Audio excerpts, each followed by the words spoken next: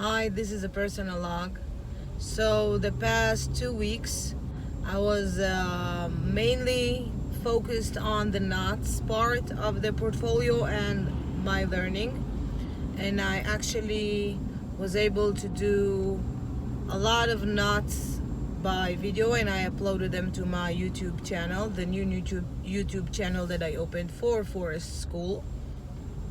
And after doing the knots, I came to realize that the language barrier is still in effect because I don't actually know how their name is in Hebrew for most of them. So I spent the last week or so trying to figure it out. I consulted people from Boy Scouts and people from the marine world, like sailing. They do a lot of knots, and one guy who's a professional climber. He does hiking and rock climbing, and they all gave me different opinions about the names of the knots in Hebrew. Some of them were good and most of them were not good. So I decided to do two things. I decided to teach my kids the proper name of each knot, the proper name in Hebrew, so they can find it and they can pass the knowledge down, as we say.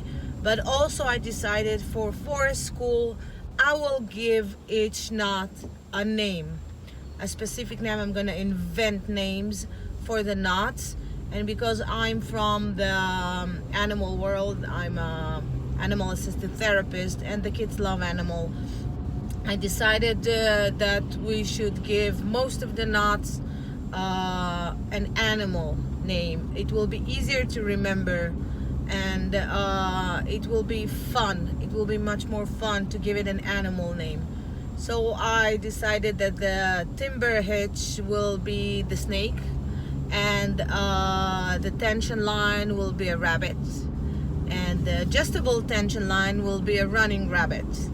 And the kids will help me with the other names, and we'll invent a whole new terminology for the knots in Hebrew, specifically for Forest School. I think it will be much more fun, and that's my main contribution for the Hebrew, for the Israeli Forest School in the past 2 weeks.